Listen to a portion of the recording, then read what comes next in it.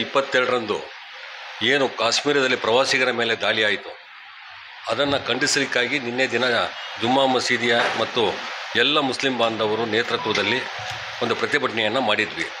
ಆ ಘಟನೆ ಅತ್ಯಂತ ಕ್ರೂರವಾಗಿ ನಾವು ಇಡೀ ಜುಮ್ಮಾ ಮಸೀದಿಯ ಮುಸ್ಲಿಂ ಬಾಂಧವರು ರಿಪ್ಪನ್ಪೇಟೆಯಲ್ಲಿ ಸುಮಾರು 3 ಮಸೀದಿಗಳಿದೆ.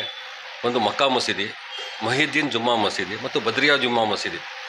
ಈ 3 ಮಸೀದಿಯ ಎಲ್ಲ ಸಮಸ್ತ ಮುಸ್ಲಿಂ ಬಾಂಧವರು ಅದನ್ನು ಖಂಡಿಸಿ ಪ್ರತಿಭಟನೆಯನ್ನು ಮಾಡಿಬಿಟ್ಟು ನಾವು ಜಿಲ್ಲಾಧಿಕಾರಿಗಳಿಗೆ ಮತ್ತು ಜಿಲ್ಲಾಧಿಕಾರಿಗಳ ಮುಖಾಂತರ ರಾಷ್ಟ್ರಪತಿಗಳಿಗೆ ಮನವಿಯನ್ನು ಸಲ್ಲಿಸಿದ್ದೇವೆ.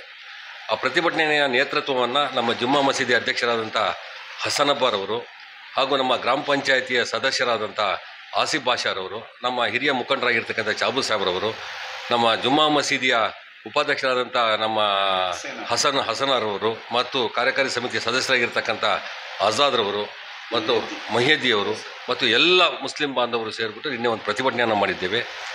ಇದು ಅಮಾನುಷವಾದಂಥ ದಾಳಿ. ಇದು ಬಹುಶಃ ನಾವು ನಿನ್ನೆ ಯಾವುದೇ ರಾಜಕಾರಣ ಮಾತಾಡಲಿಕ್ಕೆ ಹೋಗಲಿಲ್ಲ. ಈ ದಾಳಿಯ ಹಿಂದೆ ಬಹುಶಃ ಕೇಂದ್ರ ಸರ್ಕಾರದ ಒಂದು ಭದ್ರತೆಯ ವೈಫಲ್ಯವೂ ಕೂಡ ಎದ್ದು ಕಾಣ್ತಾ ಇದೆ ನಮಗೆ.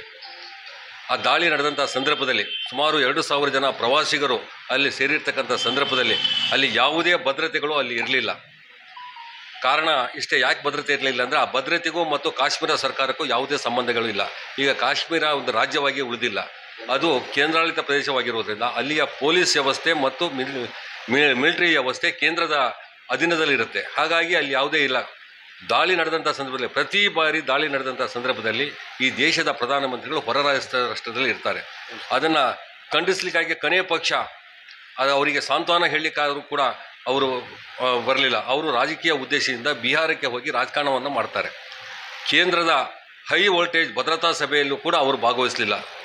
ಆದರೆ ಅವರ ಪರವಾಗಿ ಈ ದೇಶದ ಗೃಹ ಮಂತ್ರಿಗಳು ಭಾಗವಹಿಸ್ತಾರೆ. ಇದರಿಂದ ನಮಗೆ ಅನಿಸುತ್ತೆ ಇದು ಕೇಂದ್ರದ ಸಂಪೂರ್ಣ ವೈಫಲ್ಯ. ಅದು ಏನು ಸಂಪೂರ್ಣ ಎಲ್ಲ ಪಕ್ಷಗಳ ಸರ್ವ ಪಕ್ಷಗಳ ಸಭೆಯಲ್ಲೂ ಕೂಡ ಕೇಂದ್ರವು ಕೂಡ ಒಪ್ಕೊಂಡಿದೆ, ಇದು ನಮ್ಮ ಭದ್ರತೆಯ ವೈಫಲ್ಯ ಅಂತ ಕೂಡ ಒಪ್ಕೊಂಡಿದೆ. ಆ ದಾಳಿಯ ಹಿಂದೆ ಯಾರಿದ್ದಾರೆ ಅವರಿಗೆ ಅವರ ವಿರುದ್ಧವಾಗಿ ಸೂಕ್ತವಾದಂಥ ಕ್ರಮವನ್ನು ಕೇಂದ್ರ ಸರ್ಕಾರವು ತೆಗೆದುಕೊಳ್ಬೇಕು.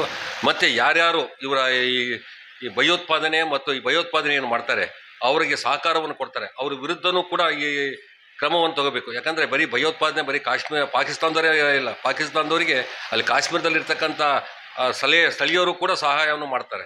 ಅವ್ರ ವಿರುದ್ಧವೂ ಕೂಡ ಕ್ರಮವನ್ನು ತಗೋಬೇಕು. ಯಾರ್ಯಾರು ಮಾಡ್ತಾರೆ ಇದರಲ್ಲಿ ಜಾತಿ ಧರ್ಮವನ್ನು ತರೋದಂತಲ್ಲ, ಯಾರೇ ಭಯೋತ್ಪಾದನೆಯನ್ನು ಮಾಡಲಿ, ಯಾರೇ ಅಮಾಯಕರ ಮೇಲೆ ಹಲ್ಲೆ ಮಾಡಲಿ ಅವ್ರ ವಿರುದ್ಧವಾದಂಥ ಕಠಿಣವನ್ನು ಕ್ರಮವನ್ನು ತೆಗೆದುಕೊಳ್ಬೇಕು.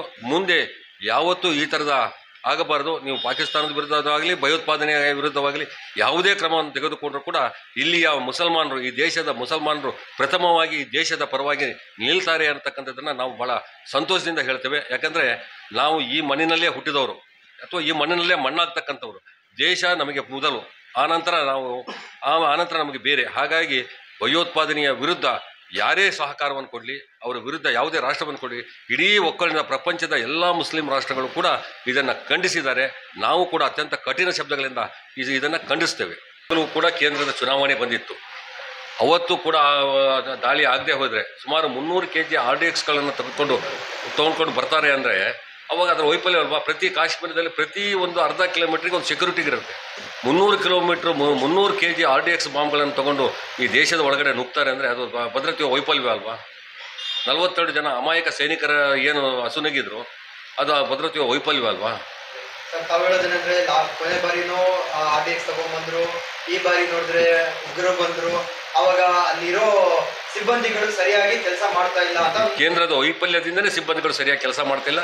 ಈ ಬಾರಿ ಮತ್ತು ಗುಜರಾತ್ ಮತ್ತು ಬಿಹಾರದ ಚುನಾವಣೆ ಇದೆ. ಕಳೆದ ಬಾರಿ ಕೇಂದ್ರದ ಚುನಾವಣೆ ಇತ್ತು, ಅವತ್ತು RDX ಬಾಂಬ್ ಬ್ಲಾಸ್ಟ್ ಆಗಿ ಸೈನಿಕರು ಸಾಯದೆ ಹೋಗಿದ್ರೆ ಅವತ್ತು ಆ ಸಂದರ್ಭದಲ್ಲಿ BJP ಆಡಳಿತಕ್ಕೆ ಬರ್ತಿರ್ಲಿಲ್ಲ. ಅದು ಮನಗೊಂಡು ಒಂದಲ್ಲ ಒಂದು ಹುಟಾರಗಳು ಚುನಾವಣೆ ಬಂದಾಗಲೆಲ್ಲ ಜನ ಸಾಯ್ತಾರೆ. ನನ್ನ ಹೆಸರು ಅಮೀರ್ ಹಮ್ಜಾ ಅಂತೇಳಿ, ಶಿವಮೊಗ್ಗ ಜಿಲ್ಲಾ ಕಾಂಗ್ರೆಸ್ಸಿನ ಪ್ರಧಾನ ಕಾರ್ಯದರ್ಶಿ ಹಾಗೂ ಜಿಲ್ಲಾ ಗ್ಯಾರಂಟಿ ಪ್ರಾಧಿಕಾರದ ಸದಸ್ಯ. ನಿನ್ನೆ ದಿನ ರಿಪ್ಪನ್ಪೇಟೆಯ ಮೊಹಿದ್ದೀನ್ ಜುಮ್ಮಾ ಮಸೀದಿ, ಮಕ್ಕಾ ಜಾಮಿಯಾ ಮಸೀದಿ ಮತ್ತು ಬದ್ರಿಯಾ ಜಾಮಾ ಮಸೀದಿಯ ಸಂಯುಕ್ತ ಆಶ್ರಯದಲ್ಲಿ ಪ್ರತಿಭಟನೆಯನ್ನು ಮಾಡಿದ್ದೇವೆ.